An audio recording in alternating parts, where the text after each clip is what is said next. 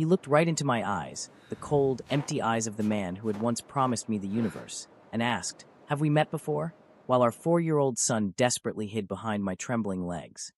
Welcome back, beautiful souls.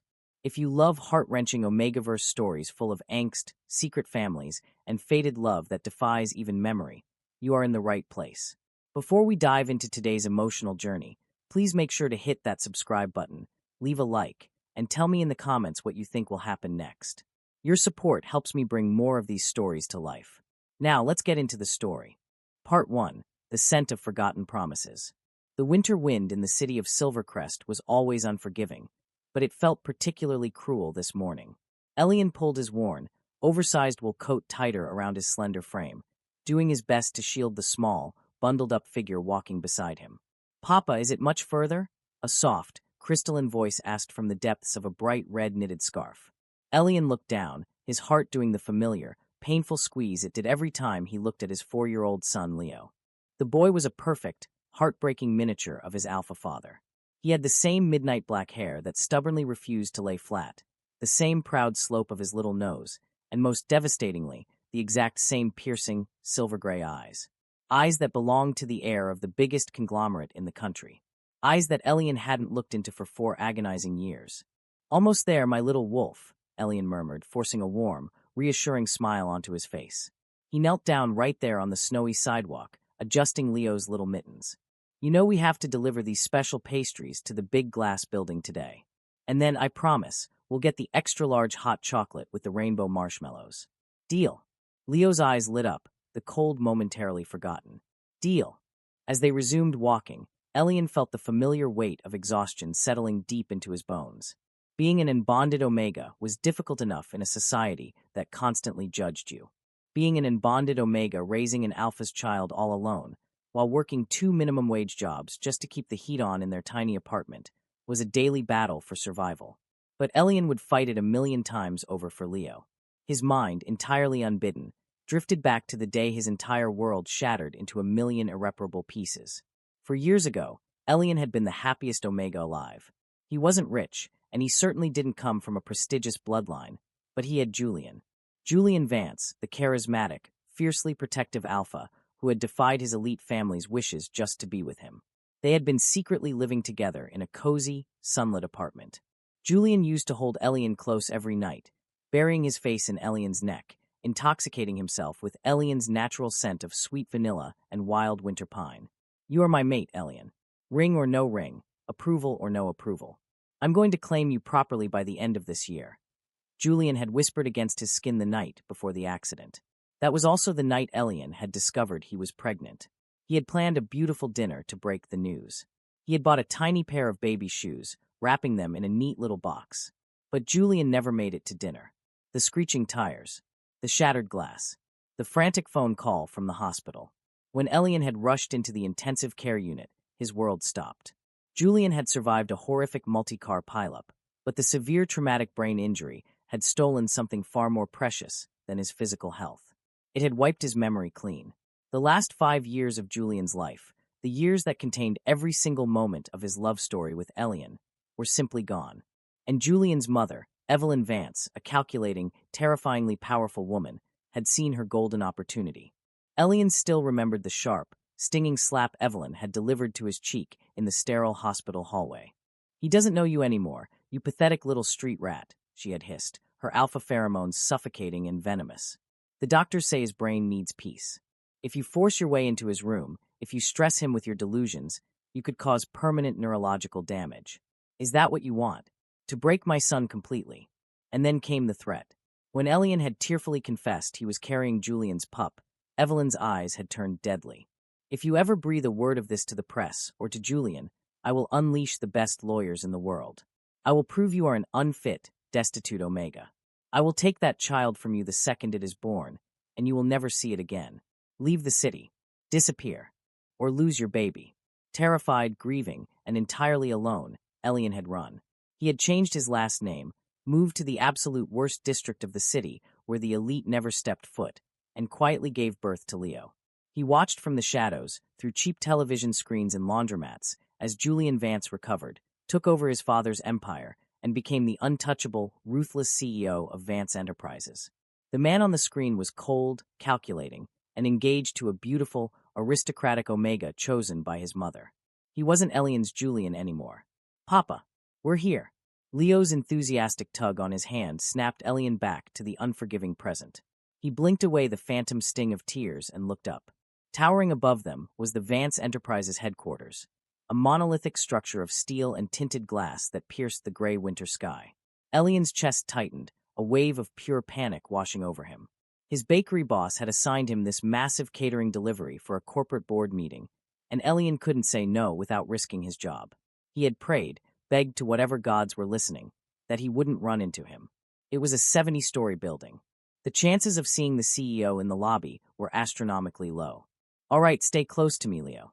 Don't let go of my hand," Elian instructed, his voice trembling slightly.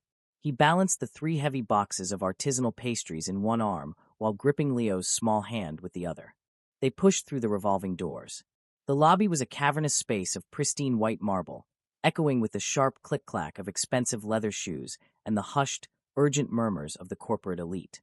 The air was heavily filtered, stripping away natural scents, but Elian instinctively suppressed his own vanilla and pine pheromones anyway. A survival habit. He approached the front desk, keeping his head down. "Delivery for the 45th floor executive meeting," Elian said softly to the receptionist. The beta woman glanced at him, her eyes briefly lingering on Elian's worn clothes, and then softening as she looked at Leo. "Service elevator is down the hall to your left. Leave the boxes with the catering staff on the 45th floor and come straight back down." "Thank you." Elian hurried toward the elevators. His heart was hammering against his ribs like a trapped bird. Every step inside this building felt like trespassing on sacred, dangerous ground. They stepped into the empty service elevator, and as the numbers ticked upward, the air pressure made Elian's ears pop. He felt nauseous. When the doors chimed and slid open on the 45th floor, it was pure chaos. Catering staff were running around setting up a massive buffet outside a set of double mahogany doors. Elian quickly moved to a side table, desperately wanting to drop the boxes and flee. "Hey, you, put those over here carefully," a stressed manager barked at him. Elian nodded, gently setting the boxes down. As he turned around to grab Leo's hand and leave, his blood turned to absolute ice. Leo wasn't holding his coat anymore. "Leo," Elian whispered, his voice catching in his throat. He spun around, his eyes frantically scanning the crowded corridor. "Leo." The panic was instantaneous and absolute. Elian pushed past a waiter holding a tray of champagne flutes, apologizing breathlessly. He rushed down the long, carpeted hallway. How could he have let go? When did he let go? Then he heard it. A soft, innocent giggle. Elian froze. The sound came from just around the corner, near the massive floor-to-ceiling windows overlooking the city. He sprinted toward the corner, his breath coming in ragged, painful gasps. As he rounded the wall, the entire world stopped spinning. Time froze. The air was suddenly sucked completely out of the corridor. Standing there, bathed in the pale winter sunlight streaming through the glass, was a towering figure in a perfectly tailored charcoal, 3-piece suit. Broad shoulders, a sharp, aristocratic jawline, midnight black hair styled with immaculate precision. Julian. But that wasn't what made Elian's knees threaten to buckle. What destroyed him was the sight of little Leo, standing right in front of the most powerful alpha in the city. Leo had dropped his toy car, and it had rolled right to the tip of Julian's polished Italian leather shoes. Julian slowly crouched down, his movements predatory yet incredibly graceful. He picked up the cheap plastic toy in his large, ring-adorned hand.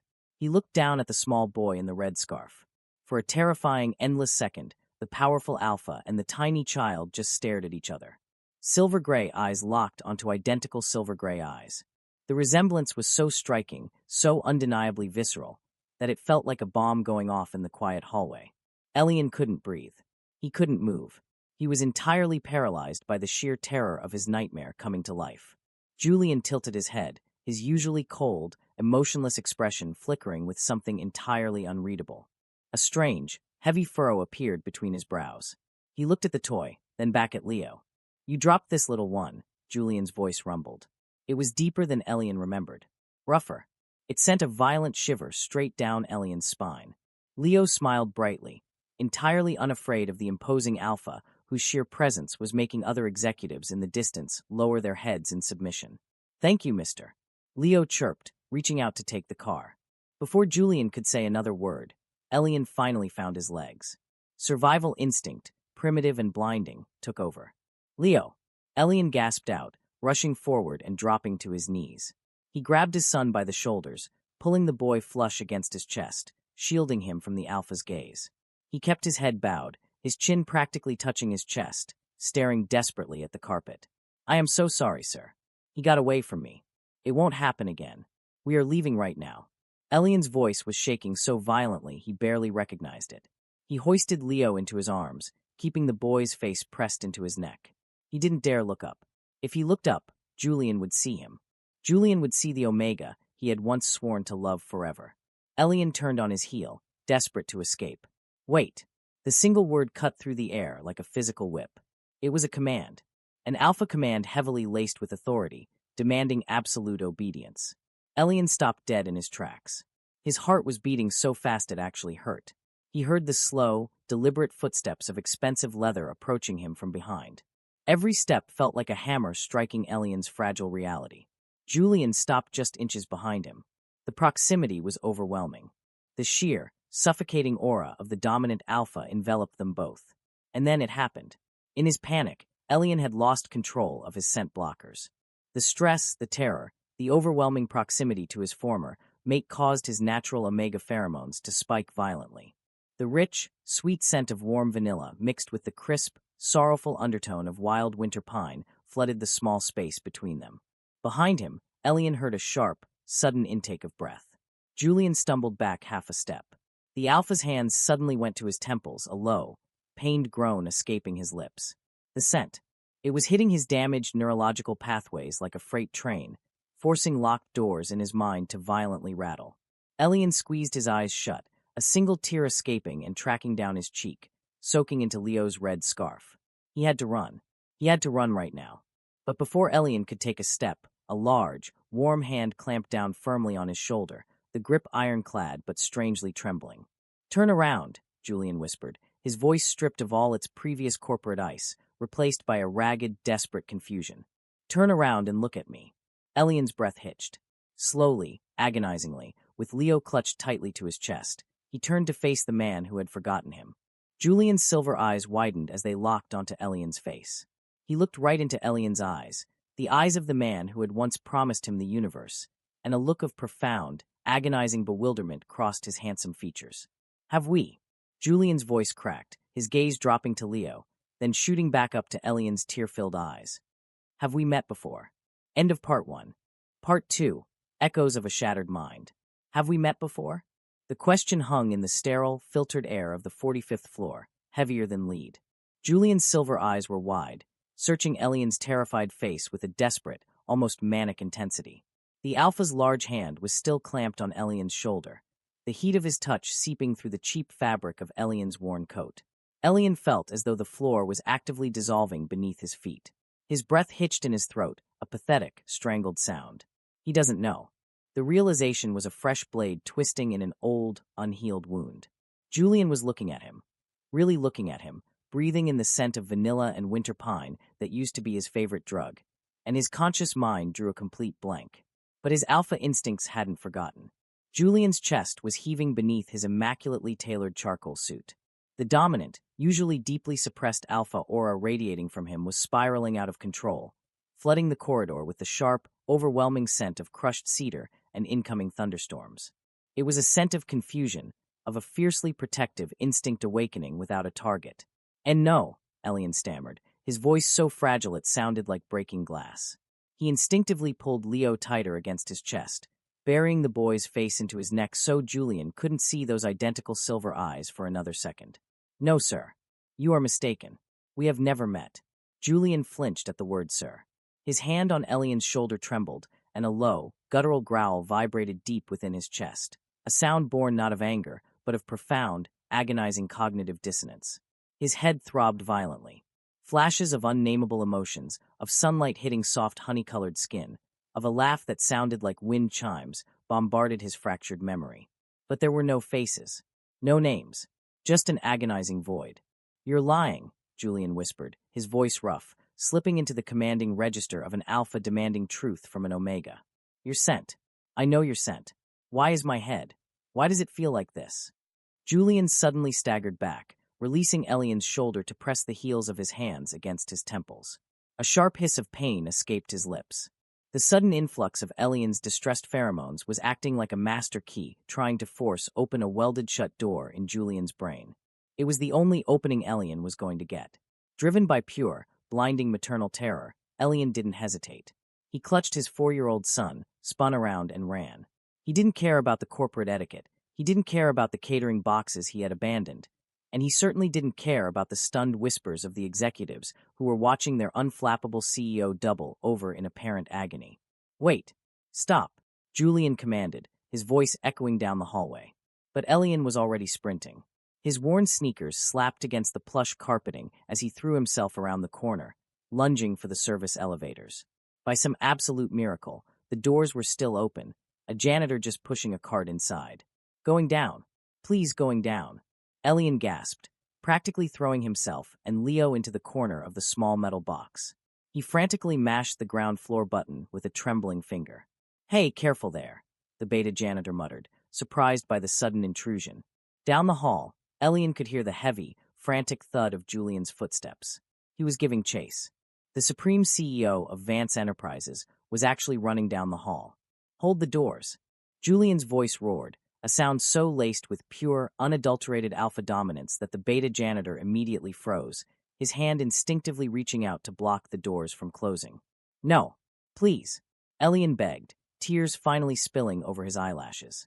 He looked at the janitor with such raw, unmasked desperation that the older man hesitated. In that split second of hesitation, the heavy metal doors slid shut with a definitive clunk. Through the closing gap, for one agonizing fraction of a second, Elian saw Julian's face. The Alpha's silver eyes were wild, his hand outstretched, a look of profound loss etching deeply into his aristocratic features as the metal barrier separated them. The elevator began its rapid descent. Elian collapsed against the cold metal wall, sliding down until he hit the floor. He pulled his knees up, trapping Leo safely in his lap, and buried his face in his trembling hands. He couldn't breathe. He was hyperventilating, his lungs burning as he gasped for air that didn't seem to have any oxygen in it. "Papa." Leo's small, confused voice pierced through the rushing sound in Elian's ears. A tiny, warm mitten patted Elian's tear-stained cheek. "Papa, why are you crying? Is the scary man mad at us because I dropped my car?" Elian let out a broken, wet sob, instantly pulling his son into a desperate hug. "No, my sweet wolf. No, the man isn't mad. Papa just doesn't feel well. The building is too tall, that's all. He smelled like a storm," Leo stated matter-of-factly, his little nose twitching. "Like the big thunderstorms that make the windows rattle. But it wasn't a bad smell." Elian squeezed his eyes shut, his heart breaking all over again. Of course Leo recognized the scent. It was his father's. The biological pull was undeniable, even to a child who had never known the man. When the elevator finally reached the underground parking garage, Elian didn't walk, he fled. He bypassed the glamorous main lobby entirely, sneaking out through the delivery bays and plunging into the freezing, biting wind of the city streets. He didn't stop looking over his shoulder until they were securely squeezed onto the crowded, noisy subway train headed toward the poorest district of Silvercrest. Only then, surrounded by the scent of damp wool and exhaust fumes, did Elian allow his own pheromones to finally neutralize. He had escaped, but the illusion of his safety had been shattered into a million pieces. Evelyn Vance's threat echoed in his mind, louder than the screeching train wheels. Leave the city, disappear, or lose your baby. He had to pack. He had to take Leo and run again. Tonight, 45 floors above the city streets, the pristine boardroom of Vance Enterprises was dead silent. 12 of the most powerful executives in the country sat frozen in their plush leather chairs, their eyes darting nervously toward the head of the long mahogany table. Julian Vance stood by the floor-to-ceiling window, his back to the room. He had stood there for 20 minutes, staring out at the gray cityscape, completely ignoring the multi-million-dollar merger presentation that had been halted midway. The air in the room was suffocating. Julian's pheromones, usually tightly controlled under layers of expensive scent blockers and ironclad discipline, were bleeding into the room.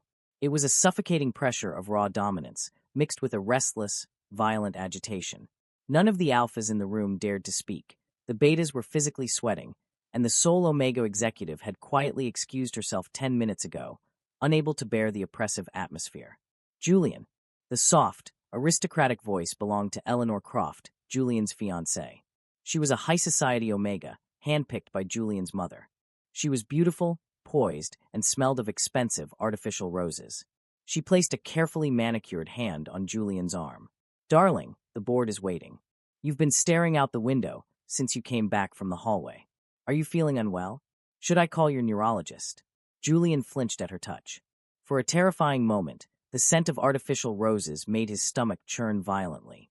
It was wrong. It was all wrong. He abruptly pulled his arm away from Eleanor, his jaw clenching so hard a muscle feathered in his cheek. He didn't look at her. He didn't look at the board. "Meeting dismissed," Julian growled, his voice low and dangerous. "But sir, the acquisition." An older Alpha executive bravely began to protest. "I said dismissed," Julian snapped, turning his head just enough to pin the man with a lethal silver glare. "Get out, all of you." Within 30 seconds, the massive boardroom was empty, save for Julian and his head of security, Marcus, a heavily scarred, impassive beta who had served Julian faithfully since the accident. Julian finally turned away from the window. He walked over to the table and gripped the back of a chair, his knuckles turning white. His head was still pounding with a dull, persistent ache, but it was nothing compared to the phantom ache in his chest. "Marcus," Julian began, his voice barely above a whisper, yet echoing loudly in the empty room. "Yes, Mr. Vance." There was an Omega in the hallway, a delivery boy for the catering company. Julian closed his eyes, instantly hit by the phantom scent of vanilla and winter pine. His inner wolf, a primal entity that usually slumbered quietly beneath his corporate exterior, was pacing frantically, clawing at his insides, howling at him for letting the Omega escape. He had a child with him, a little boy, about 4 years old. Marcus pulled a sleek tablet from his jacket. "I can pull the security footage from the 45th floor corridor, sir." "What is the directive?" Julian opened his eyes. The confusion that had plagued him in the hallway was gone, replaced by a terrifying, obsessive clarity. He walked over to Marcus, his silver eyes blazing with a dangerous fire. "I want everything," Julian ordered, his tone absolute. "I want the name of the catering company. I want the employment files of every single person who stepped foot in this building today. I want to know where that Omega lives, how much money he makes, and who he talks to." Marcus tapped the screen of his tablet, his face impassive. "Understood. And the child, sir?" Julian's breath hitched. The image of the little boy looking up at him, the boy with the red scarf and the midnight black hair that refused to lay flat, flashed behind his eyes. Those eyes, his eyes. Looking at that child had felt like looking into a mirror reflecting a past he couldn't remember. "Especially the child," Julian said, his voice dropping an octave, heavy with unquestionable possessiveness. "Find out who the father is." Marcus nodded sharply. "I will have a preliminary file on your desk within the hour, Mr. Vance." "Marcus," Julian called out just as the security chief reached the door. "Yes, sir." Julian looked down at his own trembling hands. He could still feel the phantom warmth of the Omega's fragile shoulder beneath his palm. He could still hear the broken, terrified sound of the Omega's voice. "You are mistaken. We have never met." "Do it quietly," Julian murmured. "My mother, Evelyn, is not to know about this. If she asks, tell her I am looking into a potential security breach with the catering staff. Do you understand?" "Crystal clear, sir." The heavy mahogany doors clicked shut, leaving Julian entirely alone in the massive room. He sank into the nearest chair, burying his face in his hands. He was engaged. He was the CEO of a multi-billion-dollar empire. He had a perfectly constructed, highly controlled life that his mother assured him was exactly what he wanted before the accident wiped his memory. So why did it feel like his entire universe had just walked out of a service elevator and disappeared into the freezing city? Julian took a deep, shuddering breath. The scent of vanilla and pine was gone, filtered out by the advanced ventilation system. But Julian knew, with a terrifying, undeniable certainty deep in his marrow, that he would turn this entire city upside down until he breathed it in again. He didn't know who that Omega was, but he was going to find out. End of Part 2. Part 3. The Shadows We Cannot Outrun. The cramped, one-bedroom apartment in the lower east district of Silvercrest was always bitterly cold. But tonight, the chill seemed to radiate directly from Elian's own bones. The ancient radiator in the corner hissed weakly, spitting out a meager breath of lukewarm air that did absolutely nothing to fight the biting winter draft seeping through the cracked window pane. Elian was moving with a frantic, disjointed energy. His hands were shaking so violently that he kept dropping the few items of clothing he was trying to shove into a battered canvas duffel bag. We have to go. We have to go right now. The thought was a repeating siren in his mind, drowning out everything else. He threw in 3 pairs of Leo's thickest woolen socks, a frayed but warm sweater, and a small, worn plush wolf that Julian had won for him at a winter carnival 5 years ago. It was the only physical piece of Julian he had dared to keep, a foolish indulgence that now felt like a heavy stone in his chest. Papa. Elian froze, his breath catching painfully. He slowly turned his head. Leo was sitting in the middle of the threadbare rug, still wearing his red knitted scarf indoors because the apartment never truly warmed up. The little boy was clutching his plastic toy car, the exact same car that had rolled against Julian Vance's polished Italian leather shoes just hours ago. Leo's large, silver-gray eyes, so devastatingly identical to the man Elian was currently fleeing from, were wide with a quiet, observant anxiety. "Are we playing a game, Papa?" Leo asked softly, his little brow furrowing. "Are we going on a secret adventure in the dark?" Elian squeezed his eyes shut. A jagged, suppressed sob tore at his throat, but he swallowed it down with absolute brutal force. He could not fall apart. Not yet. If he fell apart, Evelyn Vance would win. She would find them, and she would take his son, just as she had promised in that sterile hospital corridor 4 years ago. Forcing a bright, utterly unconvincing smile onto his face, Elian dropped to his knees and crawled over to his son. He cupped Leo's small, soft cheeks in his trembling hands. "Yes, my brave little wolf," Elian whispered, pressing a desperate kiss to the boy's forehead. "It's a very special night adventure. But we have to be super quiet, and we have to move very, very fast. Can you be my brave explorer?" Leo nodded seriously, his small chest puffing out. "I can be brave, Papa. I promise." "Good boy." Elian stood up, his vision blurring with unshed tears. He walked over to the small, rusted tin box hidden beneath the floorboard under his bed. It contained his life savings. Every crumpled bill, every handful of heavy coins he had managed to scrape together by skipping meals and walking to work in the freezing rain. He counted it. $420. It was nothing. It wasn't enough to buy 2 train tickets out of the state. It was barely enough to cover a week in a roach-infested motel on the outskirts of the city. Despair, thick and suffocating, wrapped its icy fingers around Elian's throat. How could he hide from a man who owned half the city? Julian Vance had infinite resources, a private security army, and a mother who would happily see Elian dead in a ditch to protect her family's pristine bloodline. "He doesn't remember you." Elian's own mind taunted him cruelly. "He looked right at you, and he felt nothing. You are a stranger to him." The memory of Julian's blank, confused stare was a physical agony. But the memory of Julian's alpha scent, the sudden, explosive wave of dark cedar and roaring thunder, told a completely different story. Julian's mind was fractured, but his soul, his primal inner wolf, had recognized them. And that made the situation infinitely more dangerous. An alpha separated from a mate they subconsciously recognize is an unstable, explosive force of nature. Elian zipped the duffel bag shut with a harsh, final sound. He grabbed Leo's thickest winter coat and began threading the little boy's arms through the sleeves. "Okay, let's go. Stay right beside me, Leo." He hoisted the heavy bag onto his shoulder. He took one last look at the miserable, damp apartment that had been their sanctuary for 4 years. It was a prison, but it was their prison. Now they didn't even have that. Elian reached for the cold brass doorknob. Miles away, in a penthouse suite that sat above the clouds, the atmosphere was thick enough to choke a man. The sprawling living room, decorated in stark, minimalist tones of black and slate, felt like a cage. Julian Vance was pacing the length of the room like a starved predator. He had stripped off his suit jacket and tie, the top 3 buttons of his crisp white shirt torn open as if he were struggling to breathe. His silver eyes were dark, almost completely consumed by the dilated pupils of an alpha teetering on the absolute edge of a feral frenzy. The scent in the penthouse was terrifying, a suffocating, heavy blanket of aggressive cedar and ozone that would have forced any weaker alpha to their knees in submission.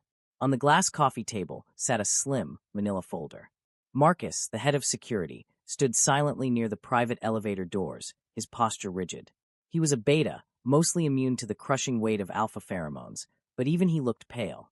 He had delivered the file exactly 45 minutes after the incident on the 45th floor. Julian stopped pacing. He turned his head slowly, his gaze locking onto the folder as if it were a venomous snake. "Tell me what's in it, Marcus." Julian's voice was a low, dangerous rumble that vibrated the crystal decanters on the nearby bar cart. Summarize it. Because if I read it and find out you missed a single detail, I will dismantle this entire security division. Marcus cleared his throat, maintaining a perfectly neutral expression. The subject's registered name is Elias Thorne, age 24. He is an unbonded Omega. He is currently employed at Sweet Crumb Bakery in the Lower East District, working approximately 60 hours a week. He also takes night shifts washing dishes at a diner 2 streets over. Julian's jaw clenched so hard a sickening pop echoed in the quiet room. 60 hours. Washing dishes. The supreme CEO of Vance Enterprises, a man who regularly dropped thousands of dollars on a single bottle of wine without a second thought, felt a sudden, violent surge of nausea. Why did the thought of this random Omega scrubbing dirty plates make Julian want to tear his own penthouse apart with his bare hands? Go on, Julian commanded, his knuckles turning white as he gripped the edge of a leather armchair. He resides in an apartment complex known for high crime rates and severe structural code violations, Marcus continued, his voice steady. His financial records indicate he is living strictly below the poverty line. There is no vehicle registered to his name, no significant medical history on file, save for one instance. Julian's head snapped up, his silver eyes flashing lethally. What instance? 4 years ago, he gave birth at a free community clinic. Marcus paused, finally allowing a microscopic flicker of hesitation to cross his stoic features. The child, the boy you saw today. His name is Leonardo Thorne. The name hit Julian's chest like a physical blow. Leonardo. Leo. The little boy with the red scarf and the eyes that mirrored his own. Julian took a ragged breath, the phantom scent of warm vanilla and winter pine suddenly invading his senses so powerfully he actually swayed on his feet. And the father? Julian demanded, his voice dropping to a terrifying, absolute zero. The possessive fury roaring in his blood was entirely irrational, yet it consumed him entirely. He wanted to find whoever had abandoned this Omega and child to live in squalor, and he wanted to break them. Marcus looked directly at his employer. The birth certificate lists the father as unknown. However, sir, Julian closed the distance between them in 3 massive strides, invading the beta's personal space. However, what, Marcus? Spit it out. I took the liberty of running a highly classified facial recognition cross-check, Marcus said quietly. I isolated the child's facial structure from our lobby security cameras and ran it against the Vance family archives. Specifically, your own childhood photographs, Mr. Vance. The world seemed to stop spinning. The heavy, suffocating silence of the penthouse stretched out into eternity. And, Julian whispered, the sound tearing out of his throat. Marcus slowly reached into his suit jacket and pulled out a single, high-resolution printed photograph. He held it out. The biometric match is a 99.9% certainty. Sir, the child is yours. Julian stared at the photograph. It was a still frame from the hallway. Little Leo, looking up with bright, innocent silver eyes. Julian's mind didn't just fracture, it shattered completely. A barrage of locked, buried memories violently detonated behind his eyes. He didn't see the accident. He didn't see the hospital. What he saw was a flash of golden sunlight illuminating a small, cozy kitchen. He heard a laugh that sounded like wind chimes. He felt the phantom sensation of soft, honey-colored skin beneath his fingertips. He remembered burying his face in a slender neck, inhaling the intoxicating scent of vanilla and pine, and whispering a promise against trembling lips. You are my mate, Elian. Ring or no ring. I'm going to claim you properly. Elian. His name wasn't Elias Thorne. It was Elian. His Elian. Julian dropped the photograph. He stumbled backward, his hands flying to his head as a blinding, agonizing migraine ripped through his skull. The missing 5 years of his life didn't miraculously return, but the emotional truth, the absolute, undeniable reality of his bonded soul, crashed into him with the force of a falling building. He had a mate. He had a son. And they were living in a freezing slum, hiding from him. Why? Julian roared, the sound tearing from his chest like a wounded beast. It was a sound of absolute heartbreak and feral rage. He grabbed a heavy crystal whiskey tumbler from the table and hurled it across the room. It shattered against the far wall, raining glass over the expensive hardwood floor. Why is he hiding? Why didn't he come to me after the accident?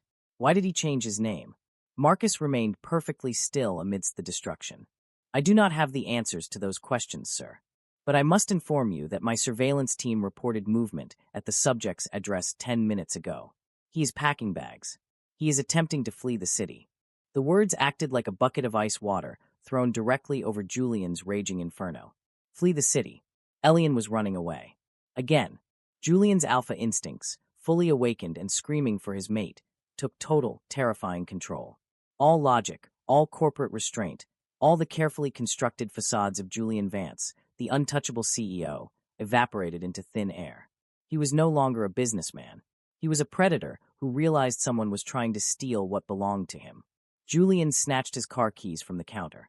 "Sir, wait." Marcus stepped forward, alarm finally coloring his voice.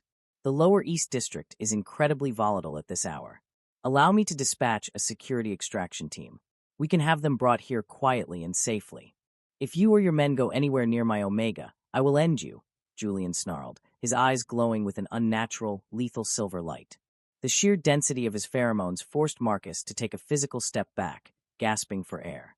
"Call off the surveillance. This ends tonight. By my hands." Julian didn't wait for a response. He stalked into the private elevator, his mind completely consumed by a single, terrifyingly clear objective. Elian pulled the heavy apartment door open, flinching as the rusted hinges let out a loud, agonizing squeal that echoed down the dark, garbage-strewn hallway. The corridor was lit by a single, flickering fluorescent bulb that hummed with a sickly yellow glow. The air smelled of stale beer, damp mold, and despair. Elian tightened his grip on Leo's small hand. "Okay, fast and quiet," Elian whispered, stepping out into the hallway and locking the door behind them for the very last time. He threw the key onto the floor. He wouldn't need it ever again. They made it exactly 10 steps toward the concrete stairwell. Suddenly, the heavy metal security door at the end of the hallway, the one leading directly to the street, was thrown open with such violent, concussive force that the metal crashed against the brick wall, shaking the entire floor. Elian gasped, instinctively shoving Leo behind his legs and dropping his duffel bag.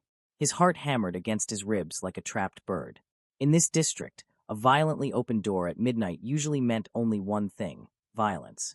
Elian braced himself, ready to fight, ready to scream for help even though he knew no one behind these cheap doors would dare answer. Heavy, deliberate footsteps echoed up the concrete stairs. Step, step, step. With every footfall, the sickly yellow light in the hallway seemed to dim. But it wasn't the light that made Elian's blood turn to absolute freezing ice. It was the scent.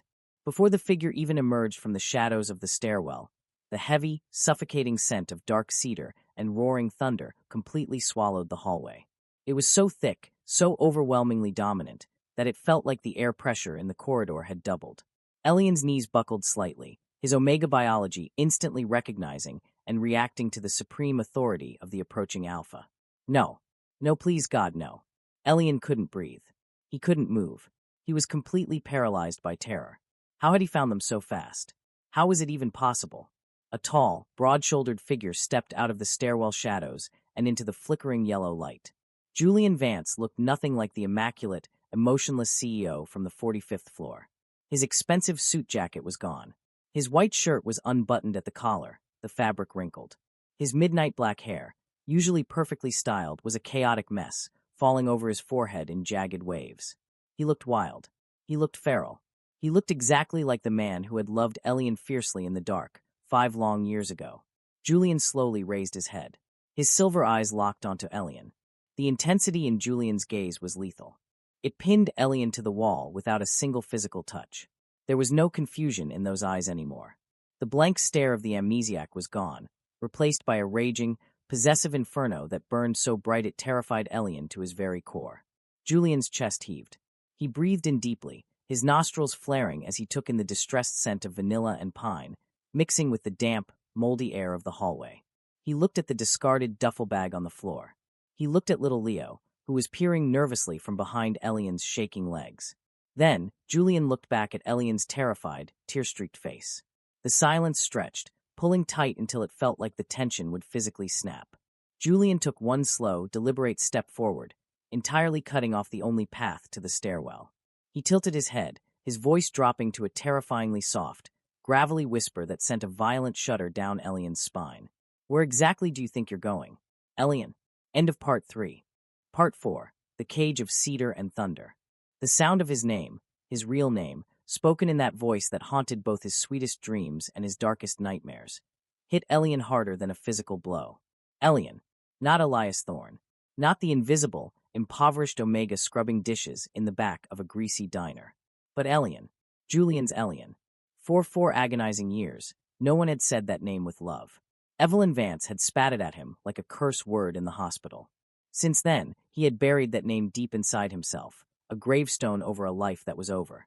Hearing it now, coming from the lips of the man who had forgotten him, felt like a violent resurrection. It tore open every scar he had painstakingly tried to heal. Elian pressed his back harder against the cold, peeling paint of the hallway wall. His legs were shaking so violently he feared they would snap under his weight. He tried to speak, to deny it again, to beg, but his throat had closed up completely. His vocal cords were paralyzed by absolute terror. Julian didn't move closer. Not yet. He just stood there in the flickering yellow light, a towering monolith of raw, unfiltered alpha energy. His chest was heaving beneath his rumpled white shirt, his breath coming in harsh, ragged gasps. The scent radiating from him, that overpowering, suffocating storm of dark cedar and ozone, was no longer just dominant. It was enraged. It was the scent of an apex predator finding its mate wounded and cornered in a trap. Julian's silver eyes, now almost entirely black with dilated pupils, swept over the miserable hallway. He took in the overturned trash and leaking unknown fluids onto the concrete. He looked at the exposed wiring hanging from the ceiling fixture.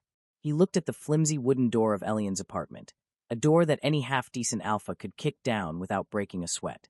A low, terrifying growl vibrated deep in Julian's chest. It wasn't directed at Elian, but at the reality surrounding him.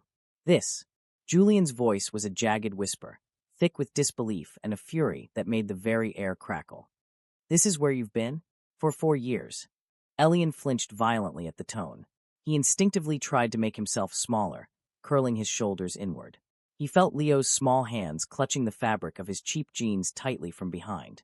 The need to protect his son was the only thing keeping Elian upright. Please. Elian finally managed to gasp out, his voice a broken, wet sound. Please, Mr. Vance. Just let us go. We were just leaving. You'll never see us again, I promise. I won't cause any trouble for your family. Julian winced as if Elian had struck him. The formal address, Mr. Vance, seemed to cause him physical pain. He took a sudden, aggressive step forward, closing half the distance between them in a heartbeat. The sudden proximity was overwhelming. The heat radiating from Julian's large body seared Elian's skin even through the cold air. Stop it, Julian snarled, his fists clenching at his sides. Stop talking to me like I'm a stranger. Stop acting like you are beneath me. Stop lying to me, Elian. He said the name again, emphasizing it, claiming it. Julian's hand shot out, not to strike, but to grab the wall right next to Elian's head. The loud thud made Elian cry out and squeeze his eyes shut, turning his face away. He was trapped, hemmed in by the wall behind him and the massive, enraged alpha in front of him. Look at me, Julian commanded.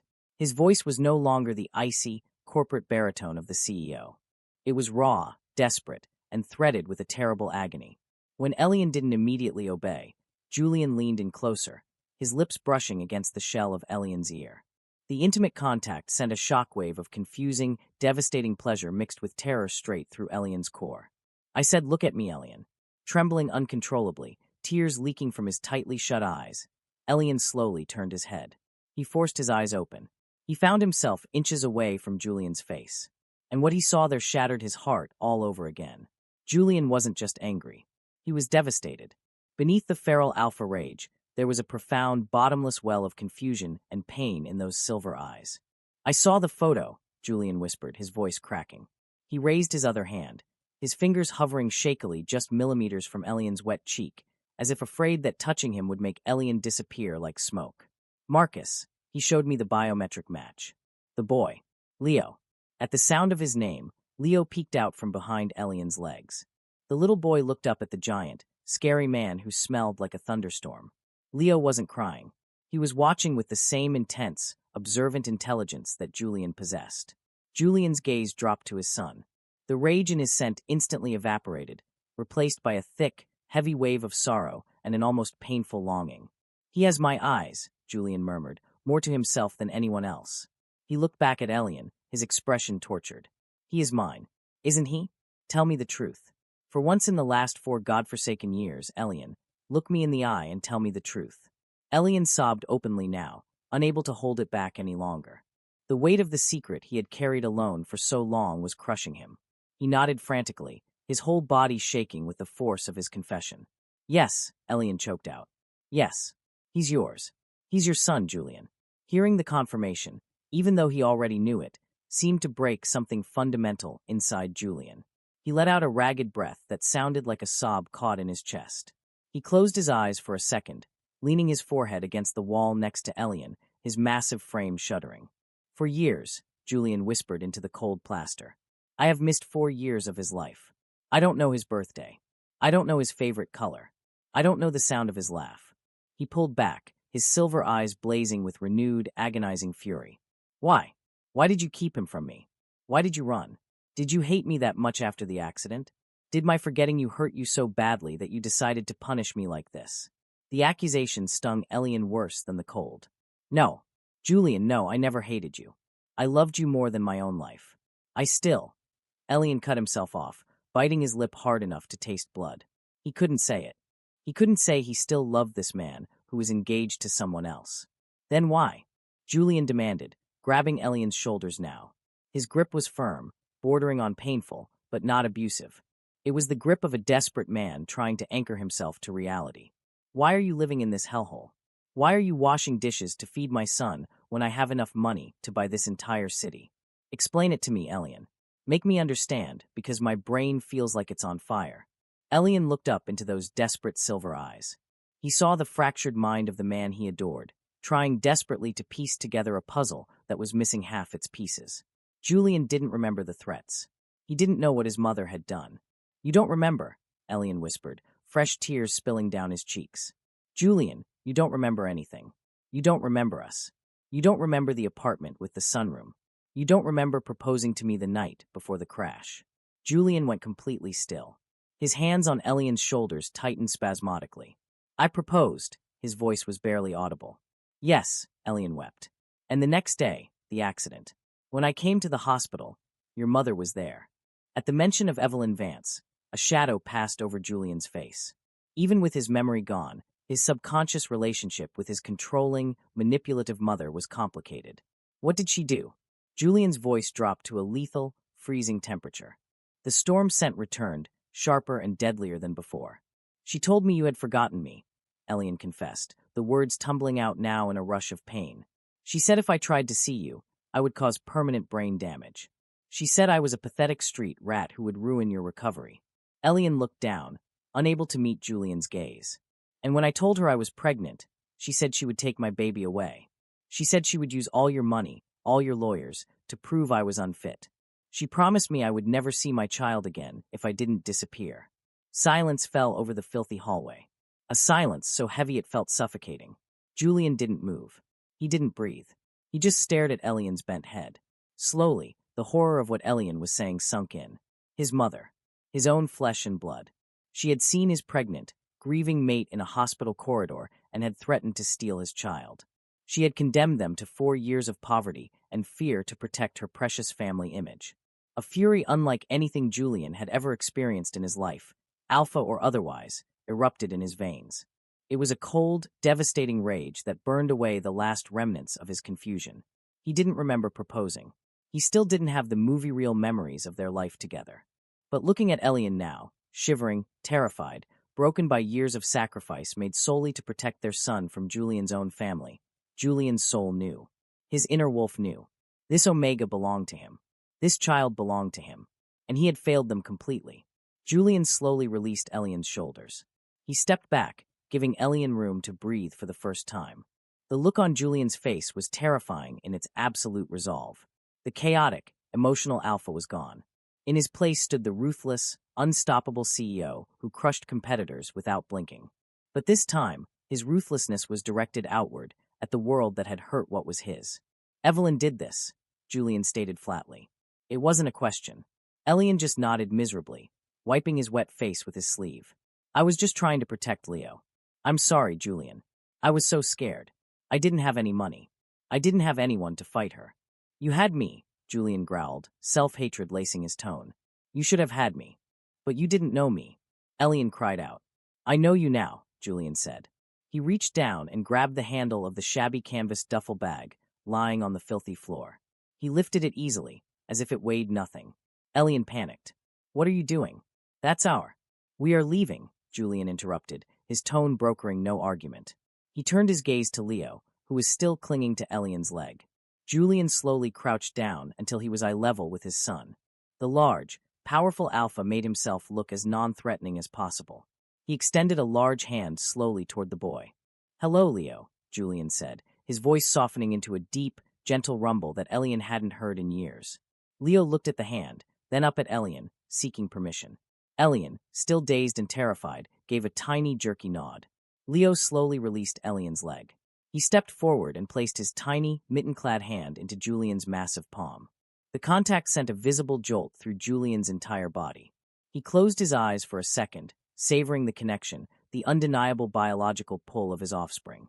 When he opened his eyes again, they were shining with unshed tears. "My name is Julian," he told his son softly, "and I am going to take you and your papa somewhere warm. Somewhere safe. No more dark adventures." "Okay." Leo considered this carefully. "Will there be hot chocolate with rainbow marshmallows?" Papa promised. Julian let out a shaky, wet chuckle. He looked up at Elian, a profound, fierce possessiveness burning in his eyes. "Yes, there will be hot chocolate. There will be anything you want. For the rest of your lives." Julian effortlessly scooped Leo up into his arms. The boy looked tiny against Julian's broad chest, wrapped in his father's warmth and the scent of cedar. Leo didn't fight it. He instinctively leaned his head against Julian's shoulder, seemingly accepting the protection of the alpha. Julian stood up, holding his son tightly in one arm and the duffel bag in the other hand. He looked at Elian, who was still pressed against the wall, shivering violently from cold and shock. Julian extended his free elbow toward Elian. It was a formal, old-fashioned gesture. An alpha offering his escort to an omega. "Take my arm, Elian." It was a command, low and absolute. Elian hesitated, his heart hammering against his ribs. This was it. If he took Julian's arm now, there was no going back to the shadows. He would be stepping back into Julian's world, a world of power, danger, and a mother who wanted to destroy him.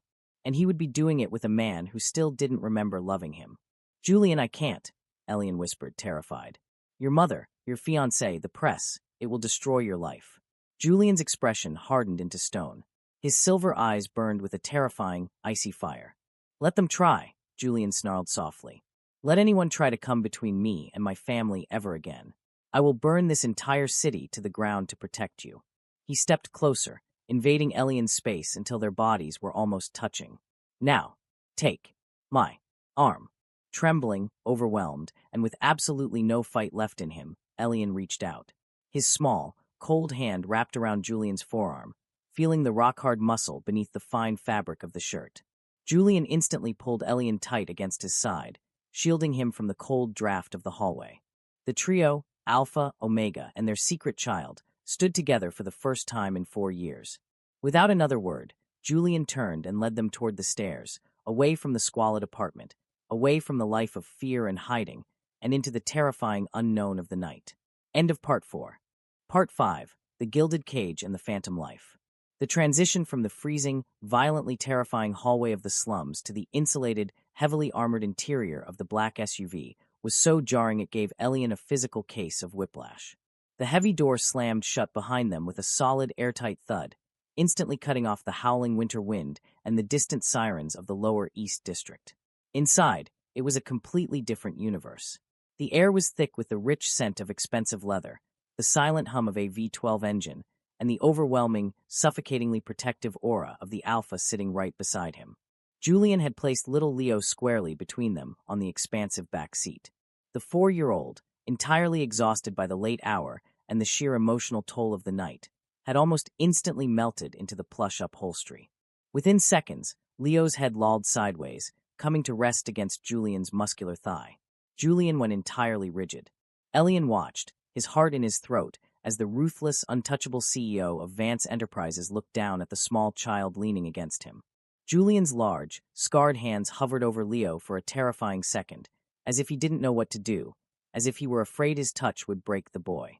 Then, ever so slowly, Julian let his hand drop. His long fingers gently, reverently, brushed a stray lock of midnight black hair away from Leo's sleeping face. The look in Julian's silver eyes in that exact moment was something Elian would never forget as long as he lived. It was a look of pure, unadulterated devastation mixed with a love so fierce it was practically lethal. It was the look of a starving man who had just been handed a feast he didn't know he was allowed to eat. "He's so small," Julian whispered, his voice cracking, entirely devoid of his usual corporate command. He didn't look up at Elian. He couldn't tear his eyes away from his son. For years. How did he survive in that place? How did you survive? "We survived because we had to," Elian replied softly, wrapping his thin arms around his own torso. Even with the car's heater blasting, he couldn't stop shivering. The adrenaline that had kept him running was rapidly fading, leaving behind a bone-deep, terrifying exhaustion. "You learned to disappear, Julian. When your mother promised to destroy us, disappearing was the only magic trick I had left." Julian's jaw clenched so hard a muscle feathered dangerously in his cheek. The scent of dark cedar and ozone spiked in the enclosed cabin, turning sharp and violent. The mere mention of Evelyn Vance and what she had done to his family caused a primal, homicidal rage to flare in Julian's blood. He suddenly reached across the sleeping child.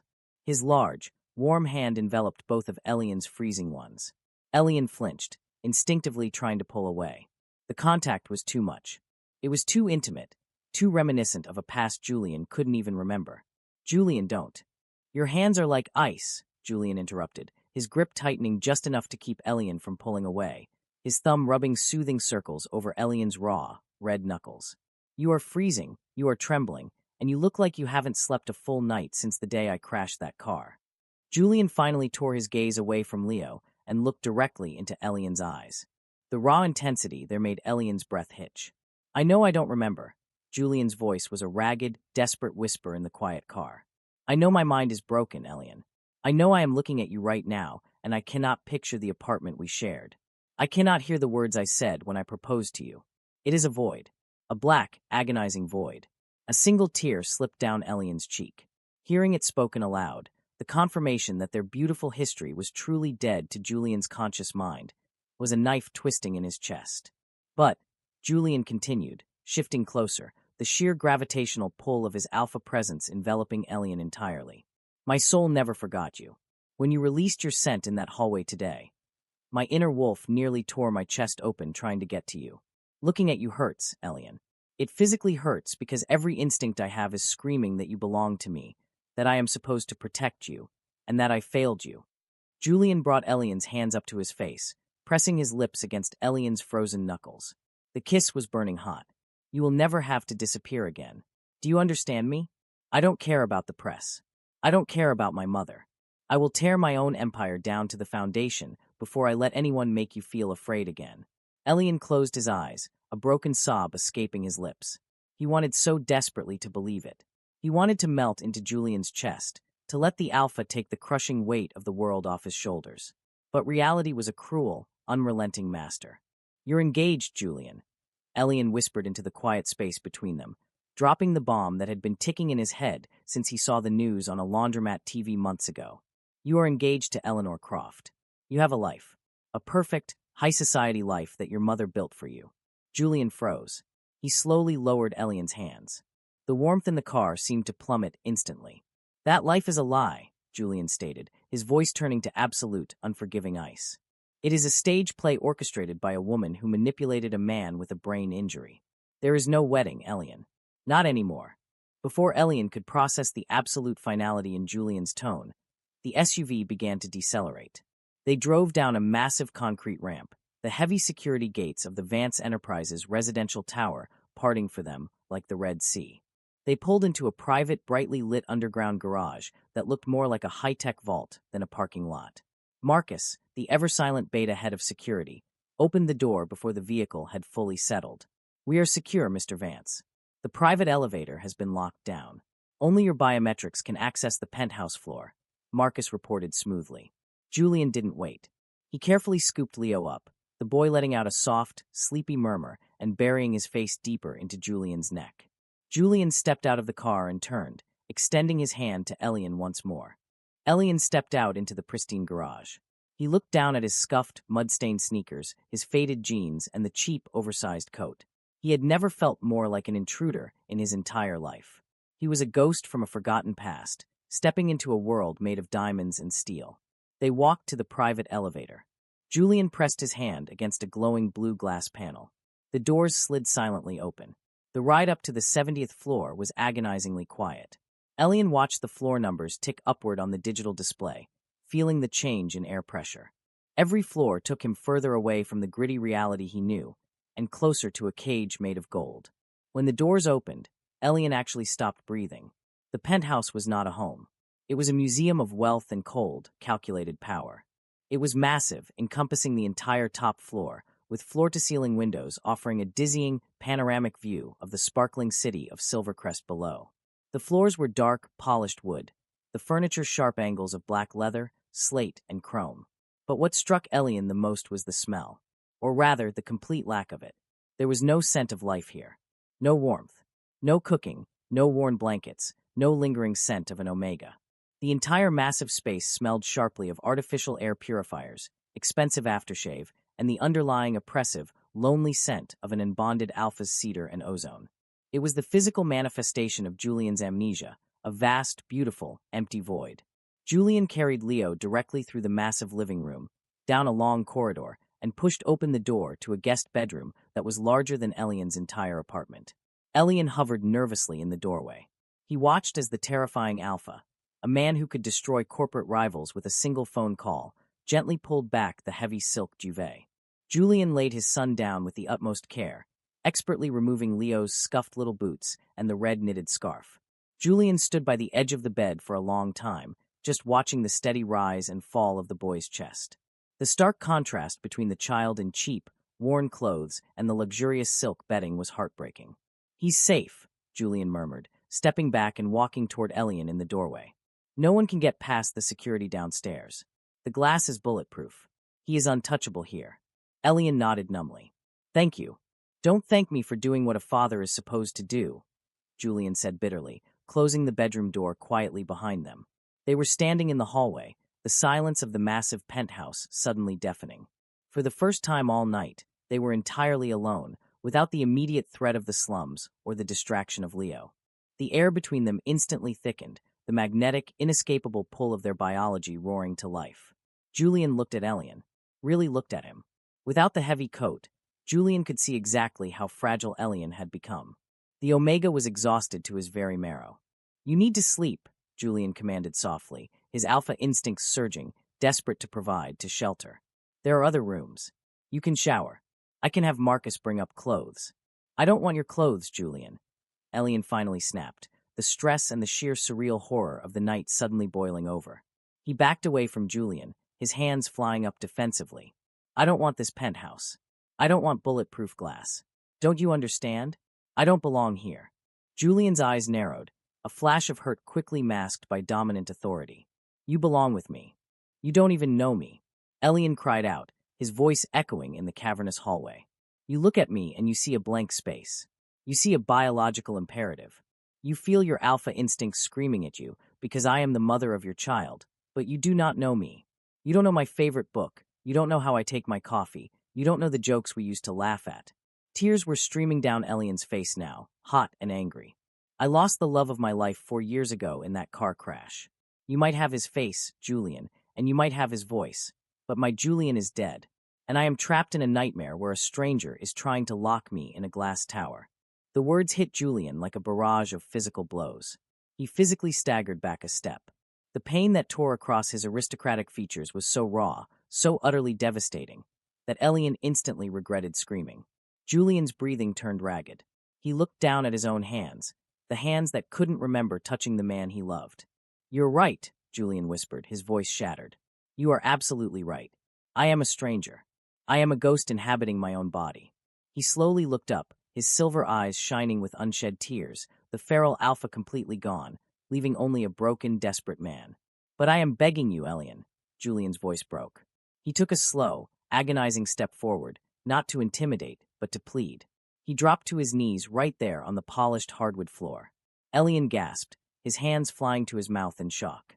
The supreme alpha, the ruler of Silvercrest, was on his knees before a destitute Omega. "I am begging you for a chance," Julian whispered, looking up at Elian from the floor. "I cannot change the past. I cannot force my brain to heal. But I will spend every second of every day for the rest of my life learning how you take your coffee. I will buy you 1,000,000 books to find out which one is your favorite. Just don't take him away from me again. Don't run from me again. Because if I wake up tomorrow and this penthouse is empty, I will not survive it. Elian stared down at the broken man at his feet. His heart, the heart he had tried so hard to turn to stone over the last 4 years, cracked wide open. He fell to his knees right in front of Julian, unable to stop himself. He reached out, his trembling hands cupping Julian's face. The moment their skin touched, a violent spark of electricity arched between them, a profound, soul-deep recognition that bypassed memory entirely.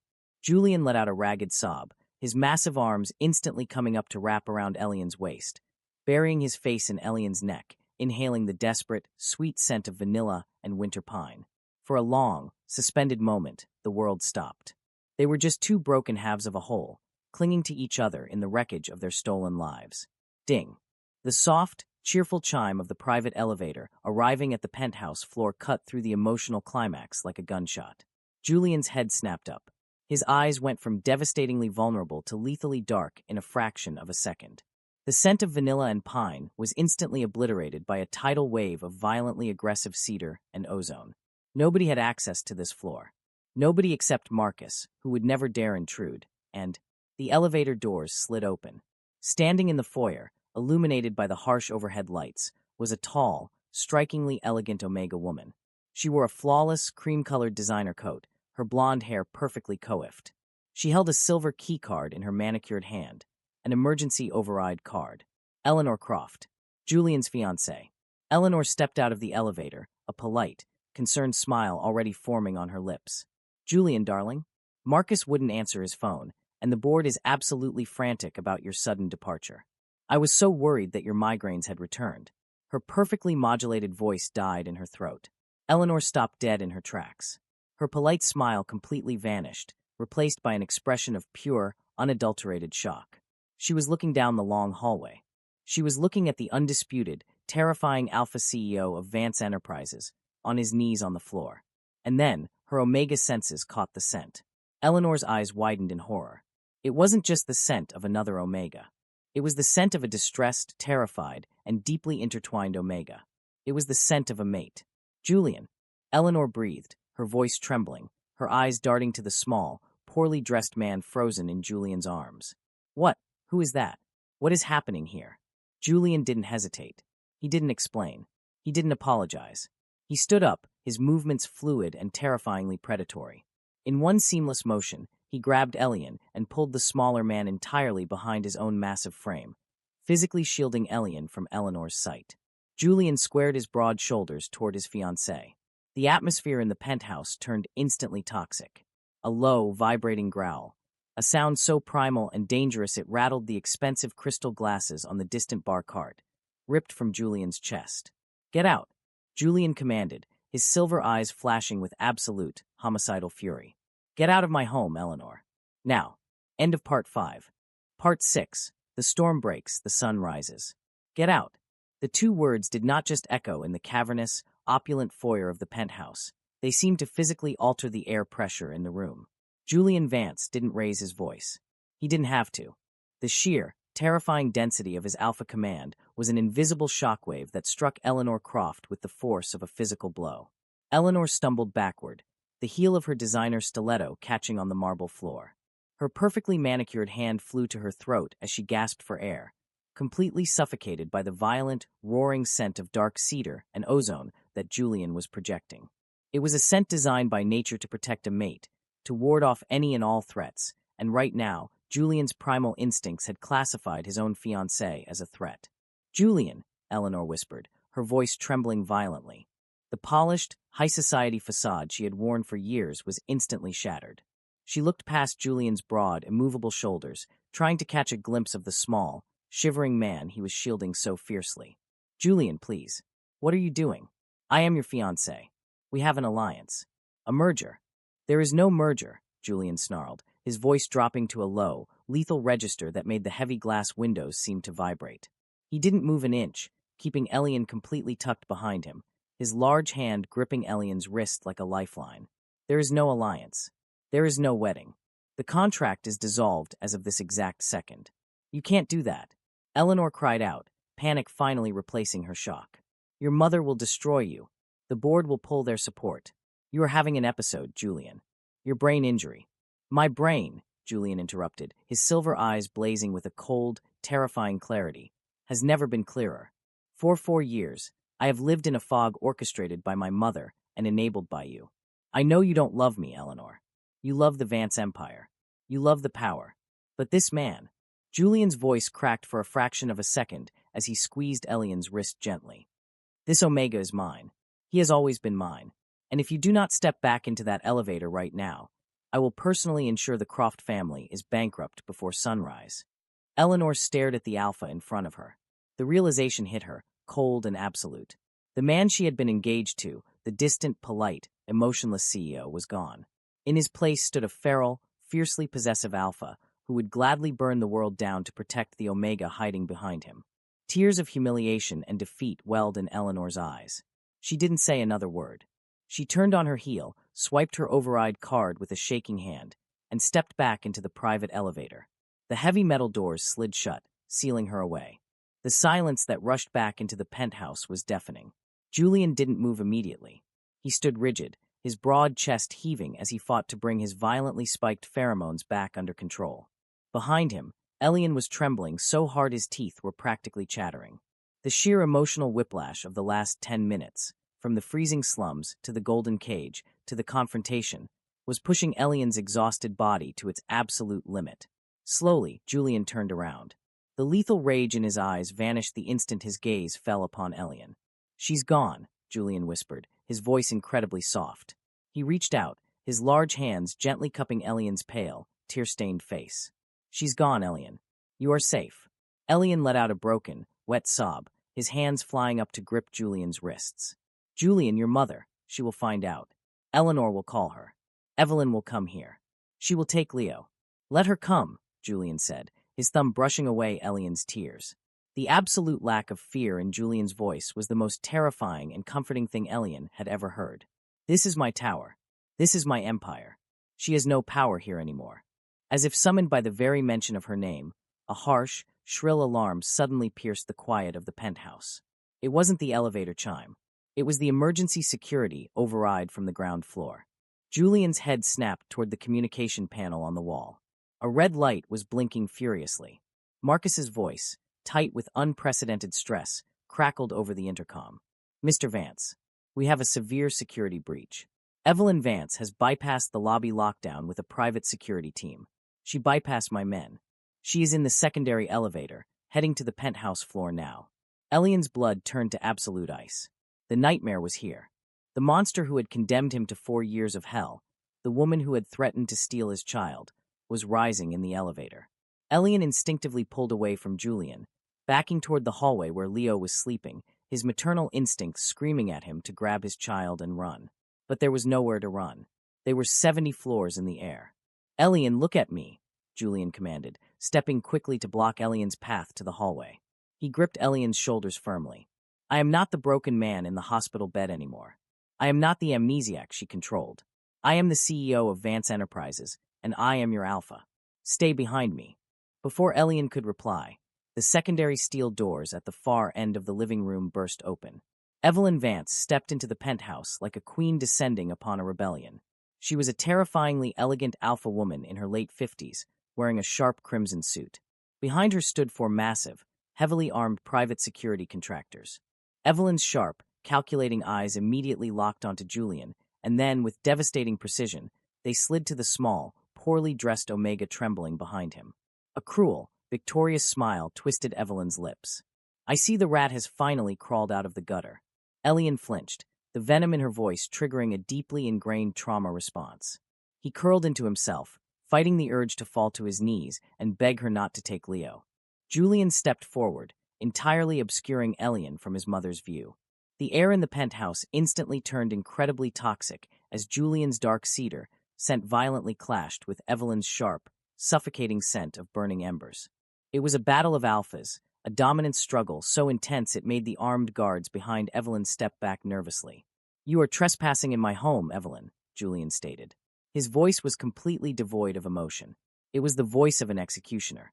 "Command your men to leave and step back into that elevator, or I will have Marcus arrest you for armed intrusion." Evelyn laughed, a sharp, humorless sound. Arrest me. I am your mother, Julian. I built this empire while you were lying in a coma. Eleanor called me, weeping about a destitute Omega trying to ruin our family. I warned you 4 years ago, Elian, she called out, raising her voice to project over Julian's shoulder. I told you what would happen if you ever showed your face again. Did you think changing your name would hide you from me? Julian went completely rigid. You knew. Julian's voice was a ragged, horrific whisper. He looked at his mother, as if he were seeing a monster wearing human skin. You knew where he was? For 4 years, you watched me tear myself apart. You watched me suffer through those migraines, knowing that my mate was living in poverty. He is not your mate. Evelyn shrieked, her composure finally cracking. He is a distraction, a filthy, unpedigreed mistake. I saved you from him, Julian. I gave you Eleanor. I gave you the perfect life. You gave me a cage. Julian roared, the sheer volume and agony in his voice shattering the remaining tension in the room. He took a predatory step toward his mother, his fists clenched so tight his knuckles were bone-white. And the child? Did you know about my son, Evelyn? Did you leave the heir to this entire empire to freeze in a slum? Evelyn's eyes narrowed into slits. That child is a liability. I have the best lawyers in the world on standby. By tomorrow morning, Elian will be declared an unfit, mentally unstable parent, and that boy will be removed from his custody permanently. He will be raised properly by Eleanor, and Elian will be sent so far away he will wish he was dead. The threat hung in the air, venomous and absolute. Behind Julian, Elian let out a choked, terrified gasp. His knees finally buckled, and he collapsed onto the hardwood floor, sobbing uncontrollably. The nightmare was repeating itself. He had fought so hard, he had sacrificed everything, and he was still going to lose his little wolf. Julian heard the sound of Elian hitting the floor. He heard the shattered, hopeless sobs of the man he loved more than his own life. And in that exact, agonizing second, the dam in Julian's mind did not just break. It detonated. The missing 5 years of his life hit his consciousness with the force of a nuclear explosion. Julian staggered, grasping his head as a blinding white pain ripped through his skull. He fell to his knees, gasping for air. Golden sunlight pouring through a small kitchen window. The smell of burnt pancakes and Elian's musical, bell-like laughter. The soft, honey-colored skin of Elian's shoulder as Julian kissed him awake. The small, velvet box hidden in Julian's coat pocket. The absolute, soul-consuming love in Elian's silver eyes as Julian slid the ring onto his finger. You are my mate, Elian. Ring or no ring, approval or no approval. I'm going to claim you properly by the end of this year. Julian remembered. He remembered everything. He didn't just remember the facts. He felt the love. The overwhelming, drowning, beautiful love that he had held for Elian. The devotion that had defined his entire existence before the crash. Julian, Evelyn said, stepping forward, a flicker of genuine alarm crossing her face as she watched her son collapse. Julian, are you having a seizure? Guards, call his neurologist immediately. Julian slowly lowered his hands from his face. He looked at the polished hardwood floor. Then, he slowly turned his head to look at Elian, who was weeping quietly just a few feet away. Elian, Julian whispered, the word carrying a completely different weight now. It wasn't the desperate, confused plea of a man trying to find a ghost. It was the voice of a man who had finally come home. Julian stood up. The pain in his head was gone. The confusion was gone. He turned to face his mother. Evelyn took an involuntary step back. The alpha standing before her was no longer the son she could manipulate. He was a force of nature, radiating a lethal, calm authority that was utterly terrifying. Marcus, Julian said clearly into the open intercom channel. Yes, sir? Marcus responded instantly. Initiate Protocol 0, Julian commanded, never taking his eyes off his mother. Freeze all of Evelyn Vance's corporate assets. Revoke her security clearances to every building in our portfolio. Contact the board and inform them I am exercising my right as majority shareholder to remove her from the executive council, effective immediately. Evelyn's face drained of all color. Julian, you cannot do this. I am your mother. I built this company. You destroyed my life, Julian said, his voice dropping to a freezing, absolute calm. You threatened my mate. You threatened my son. You condemned them to 4 years of suffering just to protect your ego. Julian took a step closer to Evelyn, his alpha pheromones physically forcing her guards to lower their weapons in biological submission. If you ever come within 100 miles of Silvercrest again, Evelyn, Julian whispered, his silver eyes completely merciless, I will not just ruin you financially. I will destroy every single thing you hold dear. You are dead to me. Now, get out of my home before I throw you out of the window myself." Evelyn opened her mouth to speak, but the absolute, murderous certainty in her son's eyes stopped her. She had lost. The puppet strings were cut, and the monster she had tried to cage had finally awakened. Trembling with rage and humiliation, Evelyn turned and marched back into the elevator, her useless guards trailing behind her. The doors closed. The threat was neutralized. The penthouse was finally, truly silent. Julian turned around. Elian was still sitting on the floor, staring up at Julian with wide, terrified, completely shocked eyes. Elian had heard the tone of Julian's voice. He had seen the way Julian looked at him. Julian didn't walk. He practically fell to his knees in front of Elian. He didn't care about his ruined designer shirt or the cold floor. He reached out and gently, so incredibly gently, cupped Elian's face. "My sweet winter pine," Julian whispered, using the private, intimate pet name he hadn't spoken in 4 years. Elian gasped, his entire body jerking as if struck by lightning. His eyes widened impossibly far. Julian." Tears were streaming freely down Julian's face now, mixing with the tears on Elian's cheeks as he leaned his forehead against Elian's. "I remember. God, Elian, I remember everything. I remember the burnt pancakes. I remember the little apartment. I remember the night I proposed to you. I remember the ring I bought you. It had a small sapphire, the color of the ocean." Elian let out a wail, a sound of such profound, earth-shattering relief that it broke Julian's heart all over again. Elian threw his arms around Julian's neck, burying his face in the crook of the alpha's shoulder, sobbing with the force of 4 years of repressed agony, fear, and loneliness. "You're back," Elian cried, his fingers digging desperately into Julian's back, anchoring himself to the reality he thought he had lost forever. "You're really back. I am never leaving you again," Julian wept, crushing Elian to his chest, burying his face in Elian's neck and inhaling the sweet, beautiful scent of his true mate. "I am so sorry, my love. I am so sorry it took me so long to find you. You are so brave. You kept our little wolf safe. You are so incredibly brave." They stayed on the floor for a long time, holding each other as the darkest night of their lives finally began to break. The storm of pheromones settled into a deep, peaceful warmth, a perfect blend of dark cedar, roaring thunder, sweet vanilla, and wild winter pine. They were a bonded pair, finally reunited.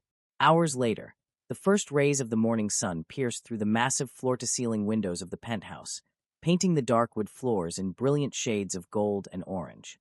In the massive master bedroom, wrapped in the warmth of thick, luxurious silk blankets, Elian slowly opened his eyes.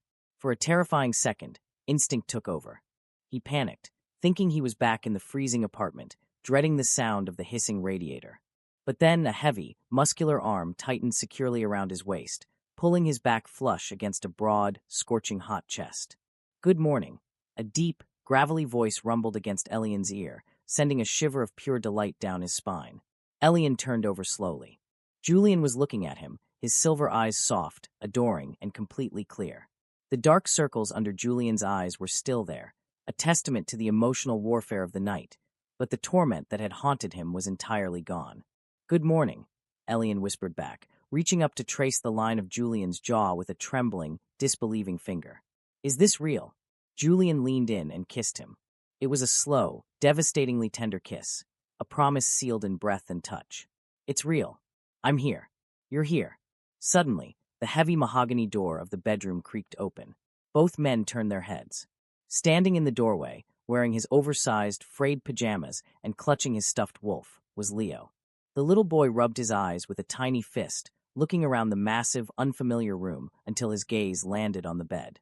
"Papa," Leo called out, his voice thick with sleep. He looked at Julian, slightly unsure. "Did the scary man take us to the secret adventure?" Julian let out a watery laugh. He sat up, keeping one arm securely around Elian, and patted the empty space on the massive mattress next to him. "Come here, little wolf," Julian said softly. "I'm not a scary man. I'm your dad." Leo's eyes widened. He looked at Elian for confirmation.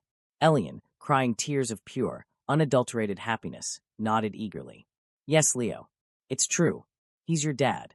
Leo didn't hesitate.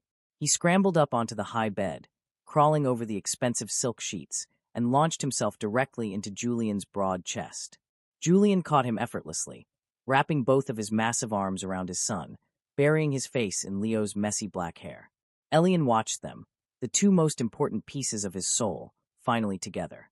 He shifted closer, wrapping his arms around both Julian and Leo from behind, completing the circle. The golden morning sunlight bathed them in warmth. The empire outside the glass tower didn't matter. The press, the board of directors, the Vance legacy, none of it meant anything compared to the heat of the three of them holding each other. "Papa," Leo mumbled from the depths of Julian's embrace. "Can we have the hot chocolate now?" Julian laughed, a bright, booming sound that Elian hadn't heard in 5 years. The alpha turned his head, kissing Elian deeply on the temple. "Yes, little wolf," Julian said, his silver eyes shining with a promise of forever. "You can have whatever you want. Welcome home." End of story.